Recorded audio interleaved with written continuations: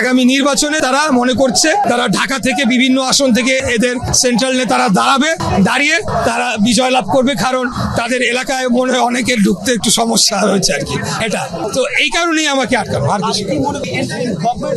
কি কি এখন পর্যন্ত ব্যর্থতা বা ভুল রয়েছে এই অন্তর্বর্তী সরকারের, বা কোন সিদ্ধান্ত এখন পর্যন্ত তারা পিছিয়ে রয়েছে বলে আপনি বলতে পারেন?